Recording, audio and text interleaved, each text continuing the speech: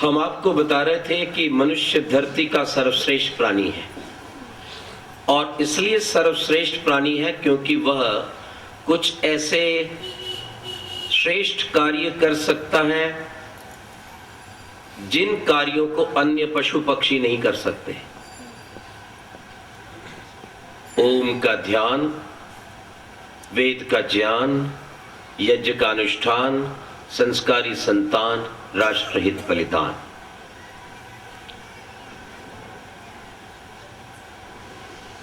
यज्ञ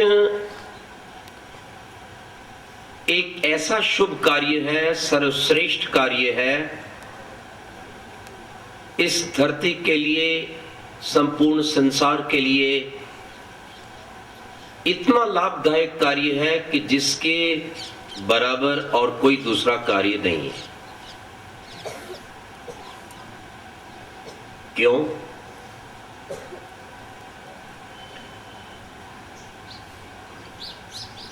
आज संसार की सबसे बड़ी समस्या प्रदूषण की समस्या है। पर्यावरण प्रदूषित हो रहा है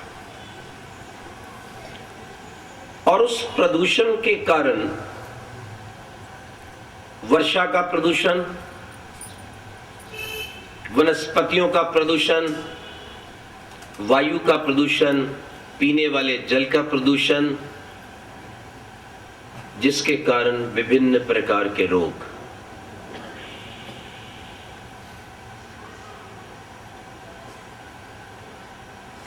और आज का व्यक्ति उन विभिन्न रोगों की पीड़ाओं से आतंकित है, पीड़ित है।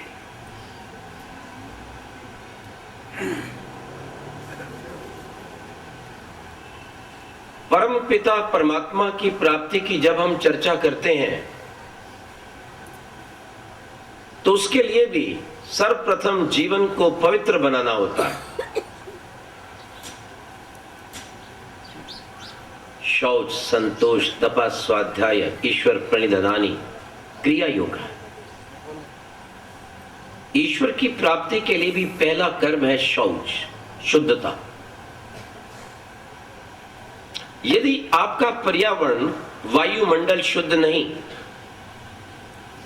तो आपका हृदय शुद्ध नहीं, आपका रक्त शुद्ध नहीं, आपका मन शुद्ध नहीं, और जब अंतःकरण शुद्ध नहीं तो फिर परमपिता परमात्मा का साक्षात्कार असंभव है, बहुत दूर है। यदि व्यक्ति रोगों में फंसा हुआ है और दिन रात अपनी ही चिंता में डूबा हुआ है, क्या तो वह समाज की सेवा करेगा और क्या वो परमात्मा की साधना करेगा? एक रोगी व्यक्ति ना तो साधना ही कर सकता है, ना समाज की सेवा ही कर सकता है। वो संपूर्ण जीवन कमाएगा अवश्य, खाएगा भी कुछ, लेकिन इन रोगों को ही ढोता ढोता एक दिन मर जाएगा। सुख शांति का जीवन व्यतीत नहीं होगा और यही आज हम देख रहे हैं। ध्यान रखें। विचारना यह है कि जो पर्यावरण प्रदूषित हुआ, जिसके कारण अनेक रोग उत्पन्न हो गए, और वैज्ञानिकों के अनुसार जो ओजोन की लेयर है, जो हमें विभिन्न प्रकार के रोगों से बचाती है, इस धरती के तापमान को ठीक रखती है, वो ओजोन लेयर भी आज फट चुकी है और उसको वर्षों लगेंगे दोबारा से सीने में पूरा करने में। और ये बहुत बड़ा दुर्भाग्य है कि मनुष्य सर्वश्रेष्ठ प्राणी होने के नाते, बुद्धिमान होने के नाते, पढ़ा लिखा होने के नाते विज्ञान में प्रगति कर रहा है,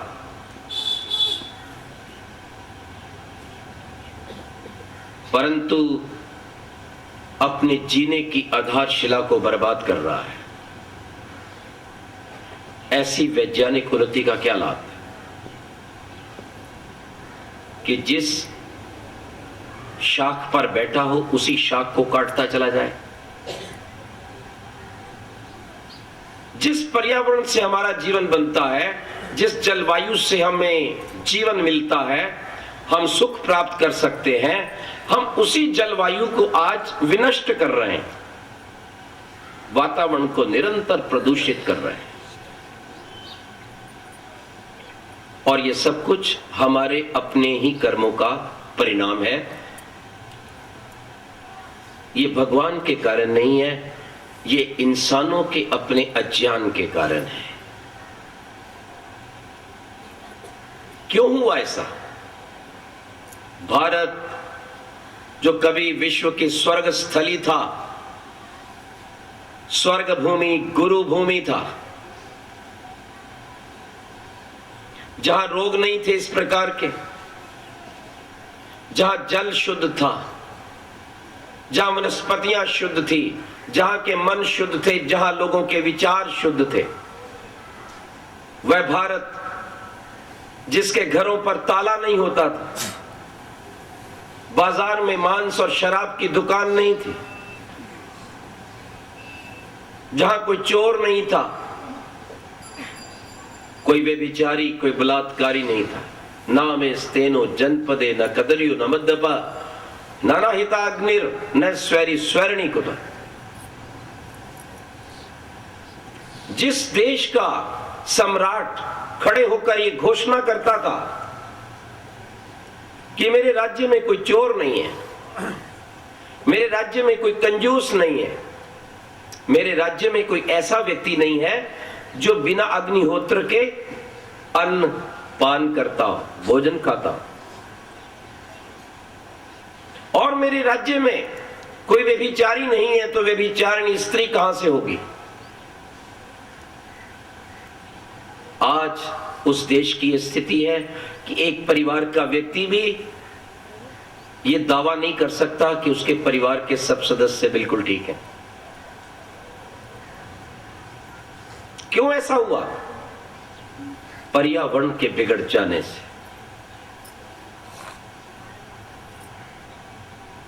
हमने जब से अपने कर्तव्य कर्म को भुला दिया, परमात्मा के आदेश को ठुकरा दिया, केवल जीने का उद्देश्य भोग विलास समझा, उसका परिणाम हमारी मौत के रूप में पर्यावरण का प्रदूषण उत्पन्न हुआ। विचार कीजिए, आज वायुमंडल में विभिन्न प्रकार के रोगों के कीटाणु हैं, नित्य नया रोग आ जाता है, कभी डेंगू आ जाता है और कभी कोई और आ जाता है। कैंसर इतनी बुरी तरह से फैल चुका है कि ये पता ही नहीं चलता कि कब व्यक्ति के प्राण ले लेगा, और कैंसर अपना पता भी तब देता है जब शरीर में लगभग फैल चुका होता है। ये सब पर्यावरण के प्रदूषण के परिणाम है। और हमने अपने जीवन के कर्तव्य कर्म को छोड़कर इन मौत के कारणों को उत्पन्न किया है। कैसे? प्रभु ने जब हमें इस संसार में भेजा तो उन्होंने कहा था, मैं तुम्हें इस सुंदर, पवित्र, शुद्ध, सुखदायक संसार में भेज रहा हूं, ये तुम्हारे लिए है, तुम इसका पूर्ण लाभ उठाना, सुखों का प्रयोग करना, सुविधाओं को प्राप्त करना, परंतु एक बात का ध्यान रखना कि सब वस्तुओं का, वनस्पतियों का, जलवायु का प्रयोग करते हुए इसकी शुद्धि का ध्यान रखना। भगवान ने इस संसार में जीने के लिए हमसे कोई कर नहीं लिया, आज आप कहीं भी जाकर कोई छोटा भी कमरा लेते हैं, धर्मशाला में ही जाके क्यों नहीं ठहरते तो भी शायद कुछ ना कुछ लिया जाता है। कोई घर बनाते हैं तो लिया जाता है, गाड़ी में बस में यात्रा करते हैं तो उसका भी कुछ कर है, किराया है। पर प्रभु की अपार कृपा, इतनी सारी सुविधाएं, लेकिन उसके बदले में भगवान ने कुछ भी किराया हमसे नहीं लिया, लेता भी नहीं। केवल हमारे विश्वास पर हमें ये इतना सुंदर संसार दिया था कि हम इसका उपयोग करें, बुद्धिपूर्वक करें और सभ्य बनकर इसकी शुद्धि करते रहें। परंतु हमने अपने कर्तव्य को नहीं निभाया। हम जिस स्थान पर रुके उसे गंदगी का ढेर बना दिया। जिस कमरे में ठहरे वहां कभी झाड़ू नहीं लगाया, पोछा नहीं लगाया, सफेदी नहीं की, कभी जाला नहीं हटाया।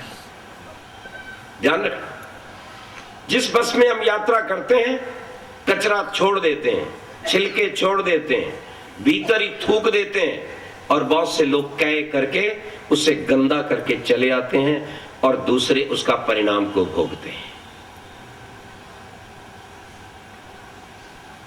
और भारत के लोगों का अज्ञान तो इतना विशाल है, किसी भी कार में, बस में, गाड़ी में ये यात्रा करते हैं और भीतर बैठकर जो कुछ भी खाते हैं उसका सारा कचरा सड़कों पर डालते चले जाते हैं। शायद ये नादान लोग ये समझते हैं कि पूरा भारत ही कचरा पेटी है। इससे बड़ी कोई मूर्खता नहीं होगी। जहां देखो वहां कचरा डाल दो और उस कचरे में जब आप रहेंगे, जब और आपको मिलने जब सज्जन लोग आएंगे तो क्या सोचेंगे कि कितने गंदे लोग हैं। यही तो सोचेंगे ना, कितने गंदे लोग हैं, इतनी गंदगी में रहते हैं, इतनी गंदी बस में, इतनी गंदी गाड़ी में, इतनी गंदी सड़कों पर यात्रा करते हैं। पर ये गंदगी फैलाई किसने? ये हमने ही फैलाई है। विचार कीजिए। और उसी का ये परिणाम है अकाल मृत्यु, भयंकर रोग, दुख, मन की चंचलता, अशांति और परमात्मा से दूरी। इस दूरी को हम ठीक कर सकते हैं, रोगों से हम बच सकते हैं, परमात्मा को अपना प्रिय बना सकते हैं। ध्यान दीजिए, बहुत से लोग सोचते हैं हम घंटों बैठकर जप करते हैं और हमें भगवान जरूर मिलेगा, और मैं कहता हूं कभी नहीं मिलेगा, ना किसी को मिला है। कारण ना तो उन्हें भगवान का ही पता है, ना उसका नाम ही वो ठीक जानते हैं, और ना ही उन्हें ठीक जप करना ही आता है। एक कारण तो ये, और दूसरा ये अपने स्वार्थ के कारण भगवान के पीछे पड़ा हुआ है। आधा घंटा, एक घंटा बैठा है, भगवान जी बस मुझे दे दो, आनंद दे दो, सुख दे दो, शांति दे दो। क्यों? भगवान तुम्हारा नौकर है, दे दे। क्यों दे दे? कोई ठेका किया हुआ कि जरूर दे देगा? हम तो ये सोचे बैठे हैं बस भगवान तो हमारा चपड़ासी है, अर्दली है, पियन है, जो कहेंगे ऑर्डर देंगे वो दे देगा। चिल्लाते रहो। और आप देखते हैं जब प्रातः काल की वेला होती है कितने लाउड स्पीकर चिल्लाते हैं, और फिर दिन में सब धंधा शुरू हो जाता है उल्टा सीधा, और जैसे रात आने को होती है फिर चिल्लाते हैं ताकि अब प्रभु जी फिर कुछ दे देना, जो बीच में गड़बड़ हुई है उसकी ओर ध्यान ना देना।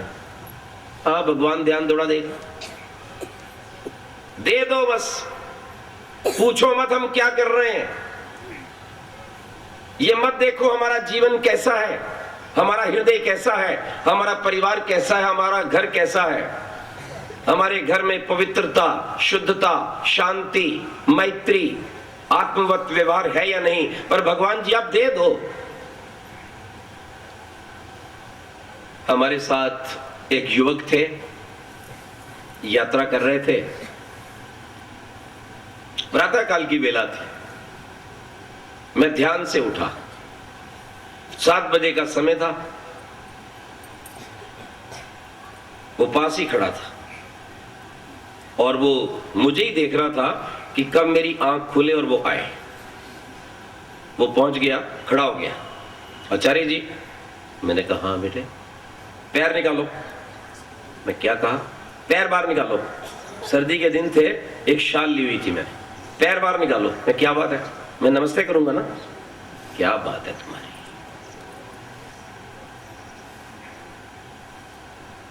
यानी मैं हाथ आगे नहीं बढ़ा सकता, तुम पैर निकालो बाहर। तुमने इसी तरह भगवान को नौकर बना रखा है ना। और क्या परिणाम निकला? सिवाय दुख, कष्ट, चिंता, अकाल मृत्यु और तड़पन के कुछ नहीं मिला इस गलत पूजा से। क्या कहते हैं भगवान, जरा सुनिए वेद के शब्दों में। कस्त्वा विमुंचति सत्वा विमुंचति। चाहे दुनिया भर का तुमने धन दौलत ऐश्वर्य प्राप्त कर लिया है, लेकिन याद रखना पूर्ण सुख शांति तभी मिलेगी, कम मिलेगी, जब वो भी तुम्हें मिलेगा। कस्त्वा विमुंचति। सब कुछ तुम्हारे पास है। संसार का कोई ऐसा भौतिक ऐश्वर्य नहीं लगता जो तुम्हारे घर पर ना हो। फिर भी तुम उचाट हो, निराश हो, उदास हो। क्यों? जानते हो? सत्वा विमुंचति। तुमने सब कुछ जोड़ा, सब कुछ रखा, लेकिन सत्वा विमुंचति, उसने तुम्हें छोड़ रखा है।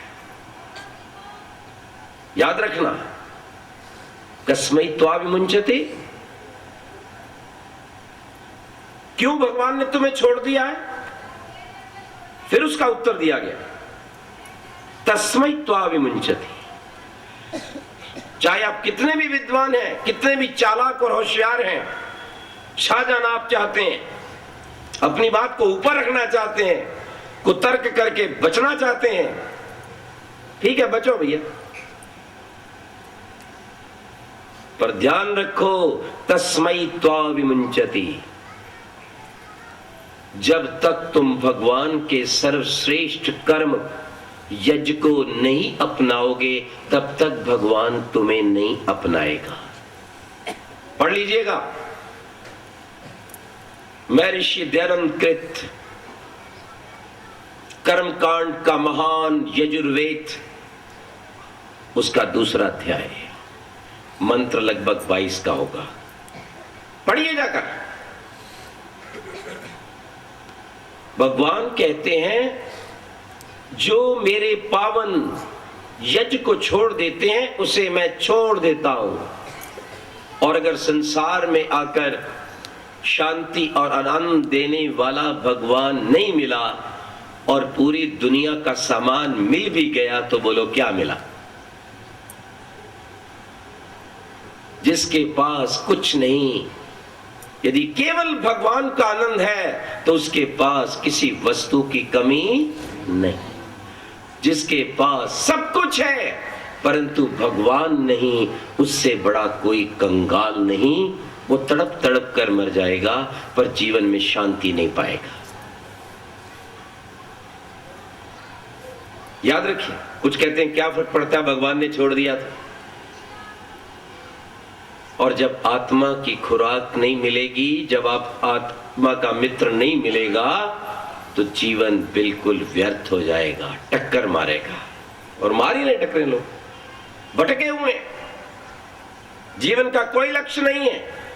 पैदा होते हैं कीड़े मकोड़ों की तरह पैदा करते हैं, एक जाल बिछाते हैं और जाल संभालते संभालते ही पशु पक्षी की तरह घर दुकान दफ्तर पर मर जाते हैं। बड़े स्पष्ट शब्दों में मैं कहता हूं,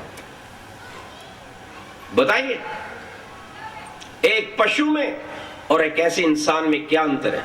पशु ने अपना जाल बिछाया, बच्चे कच्चे पिल्ले पैदा किए, उनको पाला पोसा खिलाया, बड़े हो गए वो चल दिए, वो तो फिर भी अच्छे निकले कि बेचारे बड़े होने पे तो मुक्त हो जाते हैं, ये बड़े होने पे भी मुक्त नहीं होते।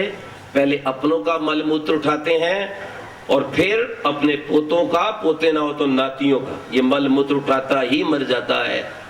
घर को छोड़कर कभी ईश्वर के आनंद को वानप्रस्थ लेकर नहीं पाता है। बोलो क्या अंतर है? ध्यान रखिए, अगर प्रभु का आनंद नहीं तो जीवन में दुख ही दुख है, अशांति ही अशांति है। और जिन लोगों ने प्रभु के नाम को ठुकराया और कहा कोई आवश्यकता नहीं, जानते उनकी क्या स्थिति हुई? दुनिया का सबसे बड़ा नास्तिक माओ त्से तुंग अपनी राज सत्ता के लिए, अपनी बात को मनवाने के लिए केवल 3 करोड़ व्यक्तियों का वध किया था उसने चीन में। 3 करोड़ लोगों को मारा था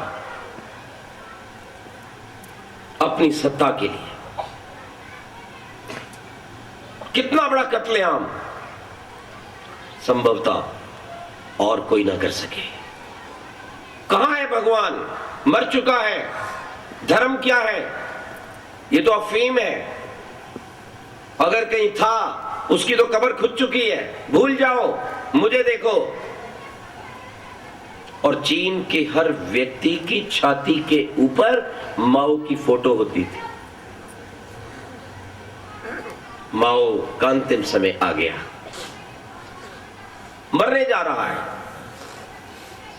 अमेरिका का विदेश मंत्री संभवतः किसिंगर उसके पास है। वो पूछता है अब आप कैसा सोच रहे हैं? How are you feeling now? कहता I think so that the god is calling me. आप कैसा सोच रहे हो? कहता मैं ऐसा सोच रहा हूं, मैं कहीं जा रहा हूं, शायद भगवान के पास जा रहा हूं। पूरा जीवन भगवान को गालियां देता रहा, कोसता रहा, भगवान का नाम लेने वालों को कत्ल करता रहा, लेकिन अब प्राण नहीं छूटते और कह रहा ऐसा लग रहा है शायद भगवान के पास ही जा रहा हूं। पूछेगा तूने क्या किया था? उठाइए, आज से लगभग 30 वर्ष पुराना समाचार पत्र पढ़िए, इलस्ट्रेटेड वीकली को देखिए, आपको पता चल जाएगा जो कुछ मैं कह रहा हूं। क्या लाभ है जीवन का अगर भगवान का आशीर्वाद ना मिला तो? परंतु उसका आशीर्वाद पाने का सरल तरीका क्या है? उसके पावन यज्ञ को रचाना। और भगवान क्या कहते आगे मंत्र में सुन लीजिए, पोषाय रक्ष साम भागोसी। जो व्यक्ति यज्ञ नहीं करता, अकेला ही खा जाता है, केवल अपना पेट भरने के लिए, अपने बच्चों का पेट भरने के लिए कमाता है, जोड़ता है, मकान, कोठी, खलियान खड़ा करता है और खाकर मर जाता है, वो व्यक्ति राक्षस है। अपने हृदय पटल पर आज ये शब्द लिख लेना, पोषाय, केवल अपनी पुष्टि के लिए खाने वाला वह व्यक्ति, रक्षसाम भागवसी, वो राक्षस है। वो राक्षस की तरह केवल अपने भाग को इकट्ठा कर रहा है, सारे संसार को उजाड़ रहा है। वो नहीं सोचता कि प्रकृति विकृत हो गई है। मैं प्रातः काल से सायंकाल तक अपने जीवन से कितना प्रदूषण फैला रहा हूं वो नहीं सोचता। शुद्ध जल लेता हूं, मूत्र बना के निकालता हूं, कहीं थूकता हूं, कहीं कफ निकलता है, शरीर के रोम रोम से पसीना निकलता है, मल निकलता है, और फिर भी वो यज्ञ रचाना नहीं चाहता और बहाने लगाता है। ध्यान रखना।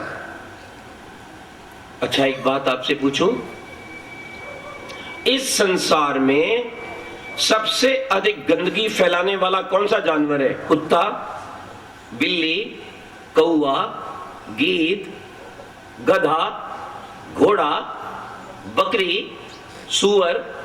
कौन सा जानवर है बताइए? ऊंचा बोलिए। क्या बात है। ये 2 टांग वाला जानवर इंसान। ये आपका उत्तर है, मेरा उत्तर नहीं।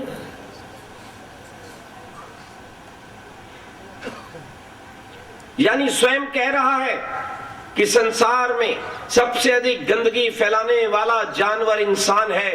बोल रहा है कि मैं जानवर हूं, फिर भी अपने जानवरपने को ठीक करना हम नहीं चाहते और बहाने लगाते हैं। मैं ये करता हूं जी, मैं दान देता हूं जी, मैं कंबल बांटता हूं जी, मैं रोटी खिलाता हूं। खिलाते रहो ना तुम, पर यदि तुमने इस धरती पर रहकर कम से कम दिन में एक बार अपने घर पर यज्ञ नहीं रचाया तो तुमने बहुत बड़ा पाप नहीं महापाप कमाया और भगवान आप पर कभी प्रसन्न नहीं हो सकता। ठीक है, आप किसी संस्था में जाकर यज्ञ करते हैं, अच्छी बात है, 7वें दिन आके कीजिए, और वो भी ध्यान रखिए जो कुछ आप यज्ञ कर रहे हैं वहां की सामग्री में आपका योगदान होना चाहिए, उसके घृत में योगदान होना चाहिए, ताकि आपको लगे मेरा है ये, जो मैंने अपने पुरुषार्थ और पवित्र धन से प्राप्त किया था उसकी मैं आहुति दे रहा हूं। क्यों? आप किसी संत को, किसी विद्वान को अपने घर पर बुलाएं तो पड़ोसियों का खिलाते हो कि अपना है? और पड़ोसी का लाके खिलाओ, खिला के देखना कभी। खिलाऊंगी मैं अपने घर पर लाऊंगी पड़ोस से, आएगा मजा, लगेगा अच्छा आपको? कितनी शंकाएं उठेंगी, क्या कर रही हो तुम 2 रोटी नहीं बना सकती थी, सब्जी तुम्हारे से नहीं बनती थी, क्या सेवा है ये, क्या फल मिलेगा इसका? सोचिए, इतना कुछ भगवान का हम प्राप्त करते हैं, लेकिन उसके बदले में हम प्रातःकाल सायंकाल 16 आहुति नहीं दे पाते, जबकि हमारा कुछ है ही नहीं और जानवर बने चले जा रहे हैं। निश्चित सत्य है ये, आपने जो उत्तर दिया कि धरती का सबसे अधिक बड़ा जानवर इंसान ही है जो सबसे अधिक इस धरती को गंदा कर रहा है, पर्यावरण को बिगाड़ रहा है। कौवा सफाई करता है, चील सफाई करती है, गीद सफाई करती है, बिल्ली सफाई करती है, कुत्ता भी सफाई करता है और सूअर सबसे अधिक सफाई करता है, और गंदगी बिखेरता है तो सबसे अधिक इंसान। मेरे पास विदेश से एक युवक आए, कुछ पढ़ रहे थे, योग का कुछ विषय था। मैंने कहा योग अवश्य करो, पर बिना यज्ञ के योग सफल नहीं होता। कहने लगे क्यों? मैंने कहा ये हमारा आवश्यक धर्म है, कर्तव्य है कि प्रभु की प्राप्ति के साथ साथ हम अपने आसन को, अपने जीवन को, वातावरण को पवित्र कर लें, और पवित्र वातावरण में ही भगवान के दर्शन होते हैं, साक्षात्कार होता है। तो जितना मैंने कहा आप खाते हो कम से कम यज्ञ जरूर किया करो। आप यज्ञ में आते ही कभी नहीं। कहने लगे जी क्या फर्क पड़ता है? मैं कहा पाप लगता है भाई, आपको यज्ञ जरूर करना चाहिए, जितनी गंदगी कोई फैलाए उतनी सफाई तो करे। कहने लगे इसमें हमारा क्या दोष है? ध्यान से सुनना। मैंने क्या कहा? कहने लगे इसमें हमारा क्या दोष? मैंने कहा दोष क्यों नहीं? कहने लगे देखो हमें भगवान ने शरीर दिया है, मल मूत्र निकलता है, हम क्या कर सकते हैं? उसी ने तो बनाया। क्या बात कही! यानी ऐसा कुतर्क करता है मूर्ख व्यक्ति। मैंने कहा मेरे मूर्ख भाई, जिस भगवान ने ये शरीर दिया है वो जानता था कि जब इसका प्रयोग करेंगे जरूर इससे मलमूत्र निकलेगा, और इसीलिए तो उसने सृष्टि के प्रारंभ में ही वेद के द्वारा बता दिया कि तुम्हें इस मलिनता को शुद्धता में बदलने के लिए यज्ञ अवश्य करना है। यदि मलिनता ना निकलती तो वो यज्ञ का करना अनिवार्य ना बताता। और यदि मैंने कहा तुम्हें ऐसा लगता है कि भगवान ने ऐसा शरीर दिया है तो ठीक है, दूसरा एक और उपाय है। बोले वो क्या? हमने कहा टांका लगवा देते हैं तुम्हारे। जहां जहां से मल मूत्र निकलते हैं टांका लगवा देते हैं, फिर ठीक है ना? अगर तुम्हें स्वीकार नहीं था, विचार कीजिए मनुष्य आज कितना स्वार्थी हो गया है, भटक गया है, अपने लिए सब सुविधाएं देने वाले उस भगवान को भूल चुका है। और उसे भूले पाठ को याद करवाने के लिए जब हम यज्ञ करते हैं तो अनेक मंत्रों के साथ बोलते हैं, इद न मम, हे प्रभु ये मेरा नहीं है, ये आपका है। आपका है क्या वैसे? क्या है आपका? मुझे बता सकता है कोई व्यक्ति? जो आप सांप बन के बैठे रहते हो अपने इस धन के ऊपर, समय के ऊपर, अवस्था के ऊपर, जो 55-60 के बाद भी अपना जीवन उस परमात्मा की आज्ञा के अनुसार, महर्षि ध्यान के सत्यार्थ प्रकाश के 5वें समोल्लास के अनुसार देश धर्म के लिए अर्पित नहीं करना चाहते हैं? जो कौड़ी मारकर बैठे हैं, उनका है क्या? मुझे बता दें जरा, क्या है उनका? अगर थोड़ी देर के लिए भगवान के दिए शरीर को आत्मा से अलग कर दिया जाए तो बोलो आप क्या करोगे? क्या कर सकते हो आप संसार में? प्रभु की सहायता के बिना आप कुछ नहीं कर सकते, कुछ नहीं दे सकते, कुछ नहीं ले सकते। उसी की तो कृपा है, उसी का तो है सब कुछ, अपना तो कुछ देना नहीं। जो कुछ उसने दिया है उसमें से ही हमने कुछ देना है, दान करना है, यज्ञ करना है। जो आयु का भाग आपको दिया है उसी में से ही एक भाग 55-60 साल के बाद देश धर्म के लिए दान करना है, नहीं तो अगले जन्म में भगवान पशु बना देगा ना। किसी ने कहा जी क्यों बना देगा? मैंने कहा इसलिए बना देगा कि जब मानव रूपी सर्वश्रेष्ठ तन पाकर ये मनुष्य वाले कर्तव्य नहीं निभाता, यज्ञ नहीं करता, वानप्रस्थ नहीं लेता, दान नहीं देता, तो भगवान कहेगा फिर पशु बन जा, उस जन्म में तुझे कुछ नहीं करना पड़ेगा। बच्चे कच्चे पैदा करते रहना और चाटते चाटते मरते रहना, ठीक है ना? सोचो जरा, गंभीरता से विचारो। इसलिए प्रभु की आज्ञाओं को सदा याद रखिए। यज्ञ प्रभु के मिलने का परम साधन है। इस संसार में यदि भगवान को कोई सबसे प्रिय क्रिया है, सबसे अच्छा लगने वाला कोई कर्म है, उस भगवान के लिए अगर कोई सबसे बड़ा चढ़ावा है तो यज्ञ है। भगवान का शरीर नहीं कुछ खाए, कोई वस्त्र ले, चढ़ावा ले, कुछ नहीं, ये पूरा विश्व उस भगवान का शरीर है। ये पूरे प्राणी उस भगवान के परिवार के सदस्य हैं। और जो व्यक्ति प्रभु के संसार को यज्ञ के द्वारा पवित्र करता है, उन प्राणियों के प्राण को पवित्र करता है, वो प्रभु का प्रिय हो जाता है। यदि आप किसी गरीब के बालक को कुछ खिलाएंगे, मान लो एक बालक खड़ा है, उसकी मां खड़ी, आप गए, उस बालक के हाथ में केला दिया, उसका पुराना फटा हुआ वस्त्र उतार कर एक नया वस्त्र डाल दिया। मान लो उसकी माता को आपने कुछ नहीं दिया,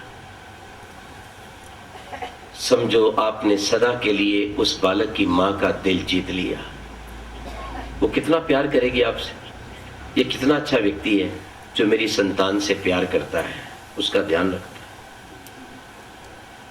प्रभु को तृप्त करने का यही उपाय है।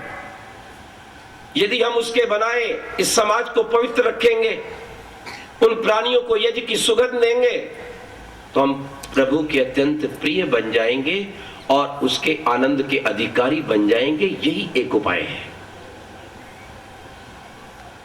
यज्ञो वै श्रेष्ठतमं कर्म। ऋषियों ने कहा यज्ञ सब कर्मों से श्रेष्ठ है। क्यों? ध्यान दीजिए, एक ऐसा कर्म, एक ऐसी क्रिया, एक ऐसा उपाय जो एक ही साथ आपके घर को सुगंध देता हो, आपके रोगों को हटाता हो, मन को शांति प्रदान करवाता हो, धरती के जल को पवित्र करता हो, वनस्पतियों को खाद लगाता हो, और उसी कर्म से वायुमंडल पवित्र होता हो, समय पर वर्षा होती हो, व्यक्ति रोगों से बचे, विपदाओं से बचे, प्लेग जैसी बीमारियों से बचे, एक ही समय में, एक ही क्रिया से, एक ही चीज से। बोलो ऐसी कौन सी गोली है, कौन सा कैप्सूल है, कौन सा इंजेक्शन है? पूरे संसार में कोई ऐसी औषधि नहीं है। अगर कोई महा औषध है जो एक ही समय में सब प्रकार से आपका कल्याण कर सकता है, तो वो महा औषध है महायज्ञ। इसलिए हमारे ऋषियों ने हमें प्रतिदिन 5 महायज्ञ करने का विधान किया है, और जिसमें ये दूसरा महायज्ञ मैं आपके समक्ष रख रहा हूं, देव यज्ञ। ध्यान रखना, देव पूजा, दान और संगतिकरण यज्ञ का सरल अर्थ ये है, देवों की पूजा करो, जड़ और चेतन देवों का सत्कार करो, चेतन देवों का विनम्रता से, श्रद्धा से कुछ भेंट करके, जड़ देवों का यज्ञ के द्वारा उन्हें शुद्ध करके, याद रखो, दान करो। और जब आप देवों के प्रति दान करेंगे, जब आप प्रभु की आज्ञा का पालन करेंगे, तो निश्चित रूप से संगतिकरण हो जाएगा, आप प्रभु से मिल सकेंगे, आपका मन पवित्र शांत हो जाएगा। मैं बहुत से लोगों को ये कहता हूं कि आप प्रतिदिन संध्या करते हैं, ब्रह्म यज्ञ करते हैं, ध्यान करते हैं, आप एक काम किया करो, आप पहले यज्ञ किया करो, बाद में आप संध्या करो। जब आप यज्ञ करेंगे और उस यज्ञ से जब सुंदर पवित्र औषध युक्त वातावरण बन जाएगा, और वहां बैठकर जब आप प्राणायाम और ध्यान करेंगे, तो आपको कई गुना अधिक लाभ होगा। आप इस प्रयोग को करके देखिए। आप सब लोग जो सद्गृहस्थ हैं, जिनके बच्चे छोटे हैं, याद रखिए, बालकों का विवाह नहीं हुआ, आप दादा दादी नहीं बने, घर में ही आपको रहना है, व्यापार भी करना है, दुकान भी चलानी है, फिर भी आप चाहते हैं कि आप कुछ आनंद ले सकें भगवान का, ऋषियों के आश्रम का आनंद ले सकें, तो इसका एक सरल उपाय है, अपने घर को ऋषियों का आश्रम बना लीजिए। कैसे? आप सब जड़ी बूटियां नहीं उगा सकते,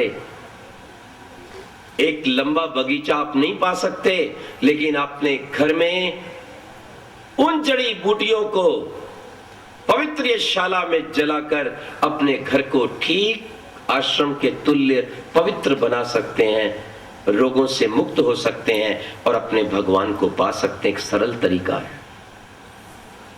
इसीलिए महर्षि ध्यान ने कहा था अपने क्रांतिकारी अमर ग्रंथ सत्यार्थ प्रकाश के तीसरे समुल्लास में, यज्ञ अत्यंत महत्वपूर्ण कर्म है। मत सोचिए कि यज्ञ करने से कोई वस्तु विनष्ट हो जाती है, ऐसा सोचना आपका विज्ञान से विरुद्ध विचार रखना है। A matter can nether be created not destroyed. कारण, क्योंकि कोई वस्तु कभी समाप्त होती नहीं, रूपांतरित हो जाती है। 125 साल पहले पदार्थ विद्या का वैज्ञानिक ऋषि ध्यान ये बात कहता है, नष्ट नहीं होती। जो लोग ये सोचते हैं हम यज्ञ में घी डाल देंगे, सामग्री डाल देंगे, नष्ट हो जाएगी, ऐसा विचार करना उनका गलत है। दिल्ली विश्वविद्यालय के एक प्राध्यापक, संभवतः करण सिंह उनका नाम, एक बार मेरे पास आए और मेरी उनसे यज्ञ पर चर्चा हुई, और वो कहने लगे, आचार्य जी, यज्ञ में डाले हुए पदार्थ नष्ट हो जाते हैं। हाँ जी भाई साहब।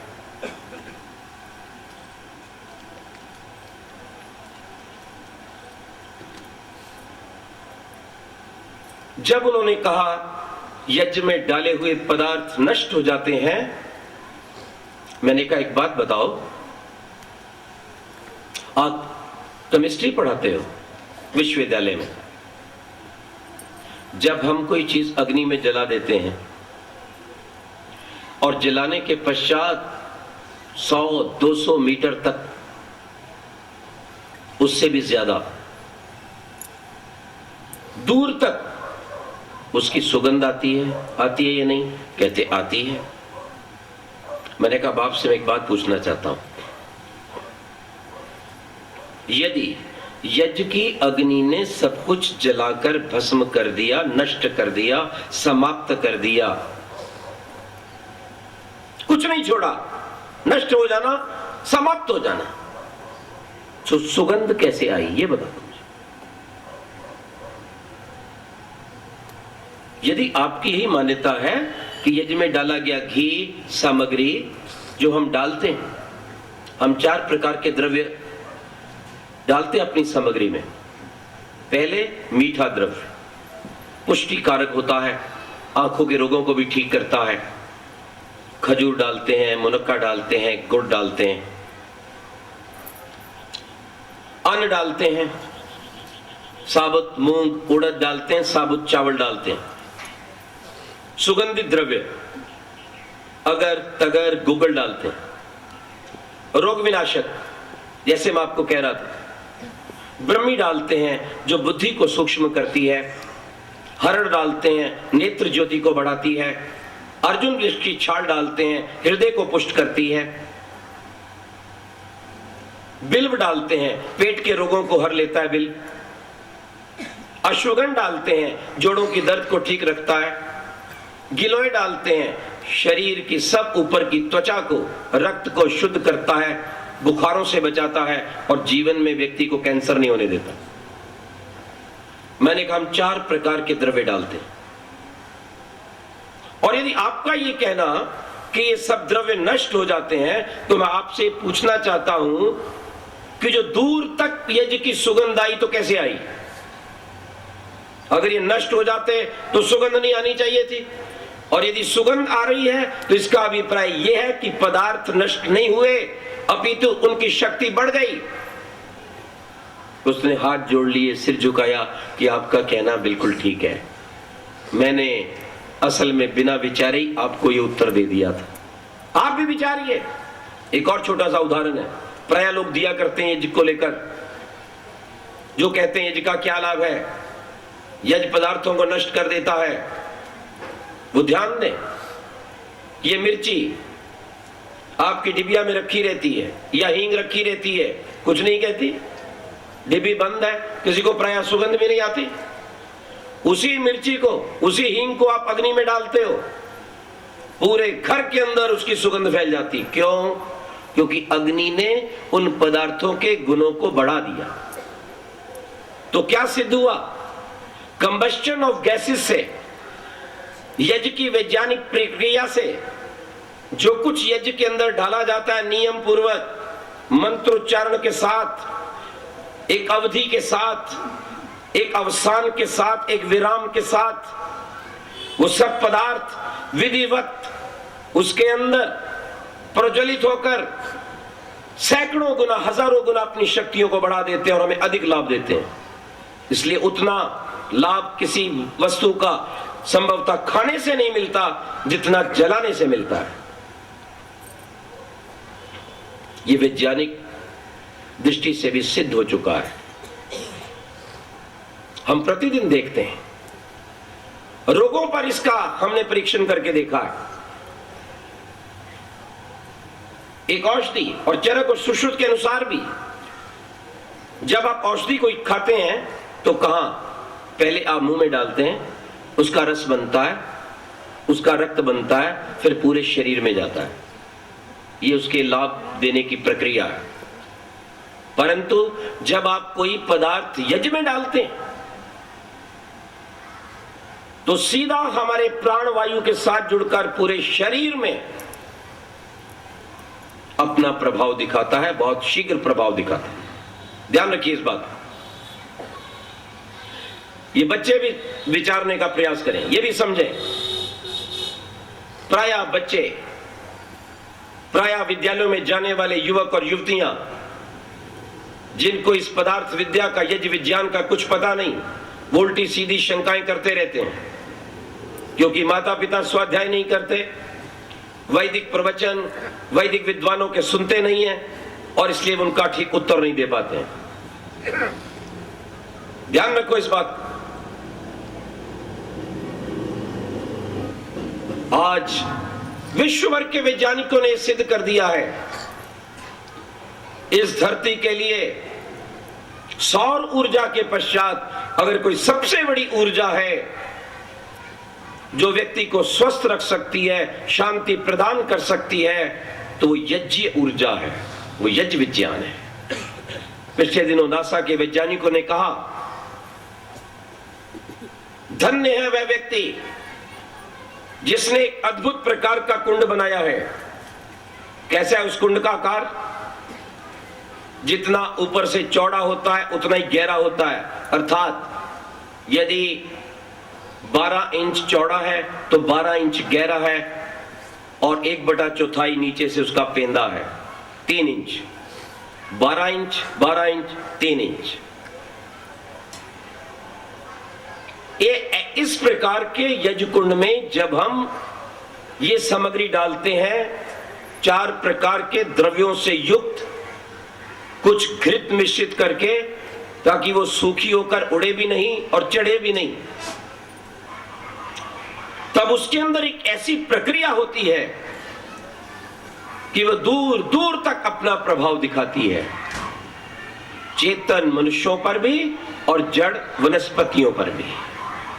जहां मनुष्यों के रोगों को दूर करती है, वहां वनस्पतियों के भी रोगों को दूर करती है। ध्यान रखें इस बात को।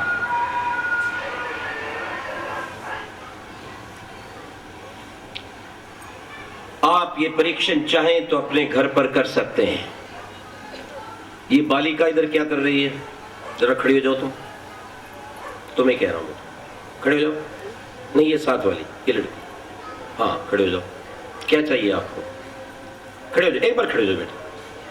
हाँ, क्या चाहिए बताओ, जो कुछ चाहिए आपको मिलेगा ना। पूरे वातावरण को आप खराब कर रहे हैं। पीछे जाओ, वहां जाके बैठो, उठो यहां से।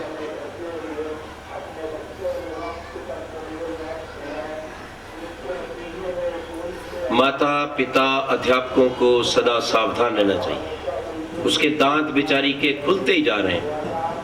ज्यादा मुंह खोलने से बेटे मक्खी मच्छर भी चला जाता है। और सत्संग में गंभीरता से बैठना चाहिए।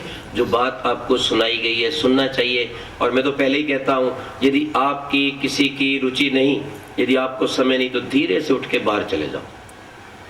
लेकिन सबके हित में होने वाले इस कार्यक्रम को खराब मत करो। मैं पहले से ही आपको बोल देता हूं, बैठते ही कह देता हूं, जिनके पास समय है बैठें, शेष लोग चले जाएं, लेकिन बाकी सबको हानि ना पहुंचाएं। ये सभ्य व्यक्तियों का, सभ्य बालकों का काम है एक अच्छा प्रभाव छोड़े। और मेरी एक आदत है, मैं जहां एक बार समाज में जाता हूं दोबारा नहीं जाता, जाना ही नहीं चाहता। कल कोई माता जी कह रही थी बार बार आए। मैं कहा क्यों? इतनी लंबी बीमारी है कि मुझे बार बार आना पड़ेगा?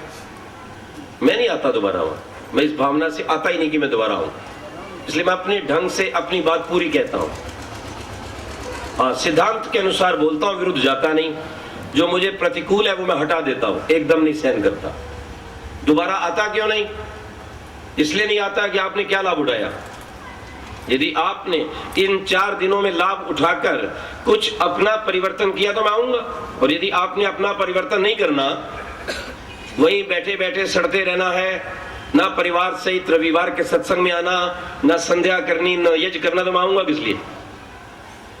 क्या लाभ है बोलो मुझे आने को? मैंने रोटी खाने के लिए तो ये बहाना लिया नहीं। केवल पैसे कमाने के लिए मैंने ये कपड़े धारे नहीं किए। जिस पद पर मैं था, यदि आज मैं वहां पर होता तो कम से कम 60-70 हजार रुपया प्रतिमास मुझे मिलता। ईश्वर की पार कृपा से घर में आज भी कोई कमी नहीं। जब घर छोड़ा था तो माता पिता रोते रहे, तुम नौकरी नहीं कर रहे, फैक्ट्री लगाओ, कुछ भी काम करो, तो नहीं किया। क्योंकि ऋषि ध्यान का इतना प्रभाव था, देशभक्ति की भावना थी, इसलिए इस काम में लगे हैं भाई। तुम्हारी रोटी खाने मात्र के लिए नहीं आए। इसलिए हम जैसे रहते हैं ढंग से अपनी व्यवस्था करते हैं, ये बिल्कुल पक्की बात है। मैं दूसरों के अनुसार नहीं चलता, मैं वैसे ही स्वयं चलता और चलाता हूं जैसे ऋषि ने कहा है, ये मेरी आदत है। तो किसी को बुरा लगे तो मैं वो भावना ही नहीं रखता कि ये मुझे नहीं बुलाएगा, मैं तो पहले ही सोच के आता हूं मुझे नहीं जाना, और यदि आपकी हिम्मत हो तो बुला लेना। कब होगी आपकी हिम्मत? यदि यहां से 5-10 आदमी हाथ खड़ा करके कहें मैं अपने घर पे यज्ञ करूंगा, 2-4 ये बूढ़े कहें मैं वानप्रस्थ लूंगा, तब मेरे आने का लाभ है। क्यों जी? जिस व्यापार को, धंधे को आप करते हो, उस व्यापार धंधे में कोई लाभ ना हो तो आप बोलो दुकान बंद करोगे या नहीं? दूसरा धंधा शुरू करोगे कि नहीं? तो मैं गाय को उस मोहल्ले में दुकान खोलूं जहां से मेरे धर्म, देश, ऋषि को लाभ नहीं? सोच लेना। हाँ भैया पीछे से चलाओ जरा, एक बच्ची ने सब खराब किया। आपके समक्ष यही बात रख रहा था कि यज्ञ इस धरती का सर्वश्रेष्ठ कर्म है, जिसे आज संसार के प्रसिद्ध नासा तक के वैज्ञानिकों ने भी मान्यता प्रदान की है। मुझे एक विद्यार्थी को पीएचडी करवानी पड़ी और उसका विषय था the effect of Agnihotra on acidic rain. यज्ञ का अम्लीय वर्षा पर प्रभाव। क्या यज्ञ के द्वारा अम्लीय वर्षा का वनस्पतियों पर होने वाले प्रभाव को समाप्त किया जा सकता है? यह बड़ा क्लिष्ट टिपिकल विषय था। वो गाइड भी बेचारा समझ नहीं पा रहा था। मैंने कहा तुम ठीक है, नाम मात्र के गाइड बने रहो, जो आपको आता है आप बताते रहना, पर आप चिंता ना करना, बाकी सब हम बताएंगे, खोज करेंगे, जाएंगे, इंटरनेट पर भी देखेंगे। आज विश्व में यज्ञ पर बहुत काम हुआ है और प्रभु की अपार कृपा से वो कार्य काफी सफल हो गया। मैंने जब इंटरनेट पर देखा तो क्या पाया? चिली, पोलैंड, जर्मन, अमेरिका और भी कई ऐसे देश हैं जहां लोग प्रतिदिन यज्ञ करते हैं। उनके यज्ञों पर पशु भी आते हैं, यानी विशेष करके पशुओं को बुलाते हैं निरोग हो जाएं। और आपको पता ही होना चाहिए, हमारे जहां देश में जब बड़े बड़े यज्ञ होते थे तो चारों ओर गऊओं को, बछड़ों को बांध दिया जाता था। उसके दो कारण थे। एक तो यज्ञ का सर्वश्रेष्ठ पदार्थ गाय का घी है, गाय का गोबर है, उसके उपले हैं। और दूसरा कारण यज्ञ की सुंदर पावन वायु के द्वारा उन्हें स्वस्थ रखना, निरोग रखना। ये दो कारण थे। विदेश में कुछ ऐसे बगीचे हैं, कुछ ऐसे पार्क हैं बड़े बड़े, कुछ जंगलों के ऐसे भाग हैं जहां केवल यज्ञ की भस्म के द्वारा ही उनको पोषित किया गया है, जहां 1 ग्राम भी पेस्टिसाइड नहीं डाला गया, अंग्रेजी खाद नहीं डाली गई। तो मैंने देखा जाकर, मुझे पता चला कि वहां के लोग वीकेंड पर, शनिवार रविवार को जब छुट्टी मनाने की सोचते हैं तो उन्हीं बगीचों में जाते हैं जहां की वनस्पतियां केवल यज्ञ के द्वारा ही पैदा की गई हैं, बढ़ाई गई हैं, जहां यज्ञ की भस्म को ही छिड़काव करके उनको पवित्र और निरोगी रखा गया है। ये कितनी बड़ी बात है। कहा तो विदेशी प्रतिदिन यज्ञ करें, यज्ञ का अन्न खाएं, यज्ञ का वस्त्र पहने। हमारे यहां प्रतिभा सिंटेक्स एक बहुत बड़ी मिल है। हमारे बहुत ही श्रद्धालु और यज्ञ प्रेमी श्री शिवराज चौधरी भाई इंदौर में उसको चलाते हैं। वे स्वयं भी घर पर यज्ञ करते हैं।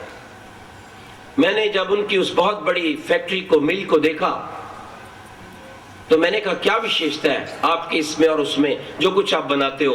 वहां रुई से लेकर वस्त्र तक बनता है। कहने लगे आचार्य जी यहां का अधिकतर जितना भी वस्त्र है सारा विदेश चला जाता है। मैं अधिकतर कौन से देश में जाता है? अमेरिका में जाता है। तो मैंने कहा आपकी मिल का ही क्यों जाता है? तो कहने लगे मेरी मिल में उस रुई के प्रयोग से ये वस्त्र बनाया जाता है जिस रुई पर अंग्रेजी खाद और अंग्रेजी पेस्टिसाइड नहीं डाला जाता। वो रुई यज्ञ की भस्म और यज्ञ क्षेत्र से पैदा होती है, गाय के गोबर से पैदा होती है। और विदेशी लोग इतने सावधान हैं कि हमारा वस्त्र भी उस रुई से बना हो जिस रुई के ऊपर अंग्रेजी दवाई का छिड़काव ना हो। अपने लिए तो इतनी सावधानी, और भारत में दुनिया भर की कंपनियां खोली जा रही हैं। जागो, मैं आपको कहना चाहता हूं, वो कहते हैं हमें वो अन्न चाहिए, वो सब्जियां चाहिए, वे फल चाहिए जो यज्ञ की भस्म से तैयार किए गए हैं। पैदा करके तो देखिए, थोड़ी सी भस्म डालिए, ज्यादा भी नहीं डालना क्योंकि ये बहुत शक्तिशाली होती है। किसी बेल पर डालिए, पौधे पर डालिए। अगर आपके पास कीनू का पौधा है तो डालकर देखिए। एक हमारे प्राध्यापक, आर्य समाज के प्रचारक प्रचार किया करते थे। मैंने अचानक उनसे पूछा क्या आपके घर पर यह होता है? कह लगे नहीं। तो मैंने कहा आपको प्रचार करने का बिल्कुल कोई अधिकार नहीं है। जो व्यक्ति स्वयं ना चलता और दूसरों को चलाने की बात करे। मैं इसलिए कई बार कह देता हूं, हमारे इस मंच पर या तो ब्रह्मचारी बैठे हैं या वो सदगृहस्थ बैठे हैं जो ये शुभ कार्य करते हैं और उन सिद्धांतों पर लगे हैं, और अगर उससे ऊपर के वृद्ध बैठे तो वो बैठे जिन्होंने 55 वर्ष के बाद वानप्रस्थ लिया है ताकि वो लोगों के लिए प्रेरणा स्रोत का काम कर सके। ये सच्चाई है। उनका काफी प्यार था, मैंने काफी कठोर बोल दिया। मैंने कहा मैं ठीक कहता हूं, यदि आपको वैदिक मान्यताओं पर विश्वास नहीं, यदि आप दोनों काल ध्यान नहीं करते, यज्ञ नहीं करते, आपके परिवार में हवन नहीं होता, तो आपको प्रचार करने का अधिकार नहीं है। व्यक्ति अंतरात्मा से बात कह ही नहीं सकता और इसलिए परिवर्तन नहीं आता। क्यों? जो बोलने वाला है वो स्वयं आचरण नहीं करता। उन्होंने कहा मैं प्रतिज्ञा करता हूं आचार्य जी मेरे घर पर दैनिक यज्ञ होगा। यज्ञ प्रारंभ हो गया। 3-4 वर्ष के बाद मुझे मिले, कहले आचार्य जी हमारे घर पर एक चमत्कार हो गया। मैं कहा क्या हुआ? कहले एक तो सबसे बड़ी बात यह कि मैं ये सोचा करता था कि हमारे बालक, हमारे बच्चे यज्ञ में रुचि नहीं लेंगे। हर बालक कहता है मैं घी डालूंगा, उनकी बहुत श्रद्धा है। यदि हम प्रातःकाल नहीं कर पाते, क्योंकि मुझे भी कॉलेज जाना होता है, बच्चों को भी विद्यालय जाना होता है, तो हम सायंकाल करते हैं 6 बजे के लगभग। एक लाभ तो ये हुआ कि बच्चे जुड़ गए, और यज्ञ पर जब बैठते हैं तो संध्या भी होती है। एक यज्ञ के अनेक लाभ हैं। ये व्यक्तियों को जोड़ता है, ये मंत्रों को सिखाता है, आपके सनातन धर्म की रक्षा होती है, आपको सुगंधित पावन बनाता है। यज्ञ की अग्नि आपको ऊपर उठने का उपदेश देती है, प्रेरणा देती है। एक व्यक्ति स्वाहा बोलता है, सब आहुति डालते हैं, इससे अनुशासन की शिक्षा मिलती है। मैंने कहा दूसरा क्या चमत्कार हुआ? कहने लगे पिछले दिनों हमारे यहां पर ये वनस्पति विभाग वाले आए थे, हॉर्टिकल्चर वाले। मैंने कहा वो क्या करने आए? कहने लगे वो हमारा जो पेड़ था उसके ऊपर जो कीनू था वो बहुत ही मोटा और बहुत रसीला था, उसका रंग भी बहुत अच्छा था, और जब उसको काट कर खाया गया तो उसका स्वाद भी बड़ा विशिष्ट था। उन्होंने हमें पूछा कौन सी खाद डालते हो? तो हमने कहा यज्ञ भस्म डालते हैं। ये यज्ञ की भस्म का कमाल है कि पौधे को कीड़ा नहीं लगा, पौधे का रस अधिक बना, फल भी रसीला अधिक आया, और उसका साइज आकार भी अधिक बना। यही चीज हमने परीक्षण करके देखी। जब सोयाबीन पर हमने ये परीक्षण किया यज्ञ की भस्म का, और अलग अलग स्थानों पर अलग अलग दूरी रख के उस सोयाबीन के पौधों को लगाया, और अलग अलग प्रतिशत में हमने भस्म को डाला, तो हमने परिवर्तन को देखा। जो यज्ञवेदी के समीप थे, जहां यज्ञ की भस्म डाली गई थी, वो पौधे पूर्ण पुष्ट थे, उनके ऊपर फल भी बहुत अच्छे थे। यदि कहीं कीड़ा लगने लगा तो हमने उसी यज्ञ की भस्म को थोड़ा गोमूत्र में मिलाकर 10 भाग पानी डालकर 2-3 दिन रखकर जब स्प्रे किया तो कीड़े का भी नामो निशान नहीं था। वैसे कीड़ा नहीं लगता, लेकिन आसपास क्योंकि सभी लोगों के यहां यह स्थिति थी इसलिए उसका प्रभाव पड़ा। परंतु यह देखा गया कि हमारा परीक्षण बिल्कुल सफल हुआ। मेरा यह कहने का अभिप्राय है, आज देश का अरबों रुपया बर्बाद हो रहा है खादों के ऊपर, स्प्रे पर, और वो उल्टा वनस्पतियों के सुधार को ना करके हमें कैंसर जैसे विकार से और अधिक पीड़ित कर रहा है, भारतीय जनता का विनाश कर रहा है। अगर देश की सरकार इस यज्ञ विज्ञान पर ध्यान दे, यज्ञ खेती के ऊपर कार्य करने वाले विद्यार्थियों को सहयोग दे, जिन बच्चों ने इसके ऊपर पीएचडी सर्च की है उनको और अधिक आर्थिक सहायता दे, तो मैं समझता हूं भारत में कृषि की कोई कमी नहीं रहेगी और भारत में 1 ग्राम भी अंग्रेजी खाद की आवश्यकता नहीं पड़ेगी। यह सत्य है। यह वनस्पतियों पर प्रभाव, मैं रोगों की बात आपके सामने रखता हूं। अमरावती, महाराष्ट्र, करंजा, उसके नजदीक एक स्थान, वहां का आर्य समाज, मैं वहां पर गया वेद प्रवचन के लिए। भोजन के लिए एक परिवार में मुझे जाना था। जैसे मैं भोजन के लिए बैठा, जो बहन भोजन बना रही थी, मैंने उनसे पूछा, बहन जी आपके बच्चे कहां हैं? वो थोड़ी देर के लिए चुप हो गई। जब वो चुप हो गई तो मुझे भी महसूस हुआ कि कुछ गड़बड़ है, हो सकता है इसके बच्चे ना हो। मुझे ये प्रश्न नहीं पूछना चाहिए था। थोड़ी देर में बोली और बाहर उसने इशारा किया गली की ओर, मेरे ही बच्चे हैं। मैं समझ गया, मैं शांत हो गया, मैं भोजन करने लगा। जब भोजन करने के पश्चात चलने लगा तो मैंने कहा, बहन जी आपके पति क्या करते हैं? बोले वो भी अध्यापक हैं, मैं भी अध्यापिका हूं।